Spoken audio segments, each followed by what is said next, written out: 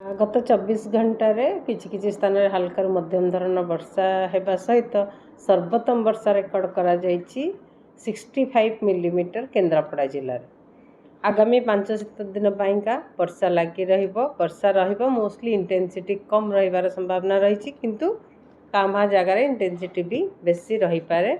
आगामी 6 दिन अनेक स्थान में हल्का मध्यम धरण वर्षा होगा सहित किसी जगार प्रबल वर्षा भी कांभा जगार हबार संभावना रही। आगामी 24 घंटा वर्षा सहित बिजुली घड़घड़ी हबार संभावना रही किंतु प्रबल वर्षार आगाई प्रबल वर्षार वार्निंग दि जाए नहीं। 13 तारीख ठारू 13 तारीख 14 तारीख 15 तारीख 16 तारीख पर्यंत अनेक स्थान में हल्का मध्यम धरण वर्षा रहा सहित कांभा जगार प्रबल वर्षा हबार संभावना रही। जमती कि आज आगामी 24 घंटा घड़घड़ी आउ बिजुली सहित वर्षा हबार संभावना रही जोटा कि मोस्टली आमर उत्तर ओडिशा रे हबार संभावना रही से लोक को खास करके ध्यान देवा दरकार। काली ठारू 13 तारीख रे वर्षा प्रबल वर्षा हबार संभावना रही बिजुली घड़घड़ी सहित मयूरभंज केउंझर सुंदरगढ़ झारसुगुड़ा संबलपुर बरगढ़ जिले में आउ 13 तारीख रे 14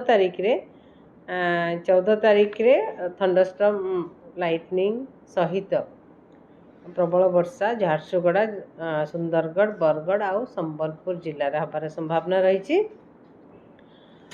15 तारीख रे भी कांभा जगार प्रबल वर्षा हबार संभावना रही जमती कि मयूरभंज केउंझर सुंदरगढ़ कोरापुट मालकानगिरी रायगढ़ आउ नवरंगपुर जिले में आउ 16 तारीख रे भी कांभा जगार प्रबल वर्षा हबार संभावना रही जमती कि मोस्टली आमर जो प्रबल वर्षा हबार संभावना रही आमर उत्तर ओडिशा रे एक्सट्रीम उत्तर ओडिशा रे हबार संभावना रही।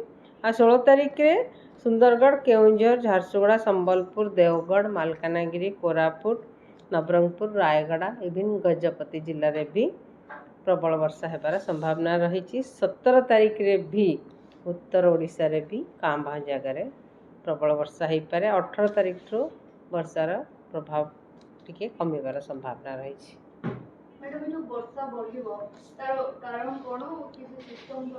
किसी सिस्टम सर्कुलेशन बनी पारे। आज सर्कुलेशन गोटे झारखंड उपर अच्छी जमती कि 5.8 किलोमीटर एबव मीन सी लेवल रू सेठी सर्कुलेशन टा मोस्टली फर्दर एनहांस करिवार संभावना रही। सहित मनसून ट्रफ भी पोजिशन अच्छी एबे मनसून ट्रफ दीघा होगी क्रॉस कर मनसून ट्रफ एवं सर्कुलेशन कारण रे वर्षार परिमाण टिके बढ़िवार संभावना रही।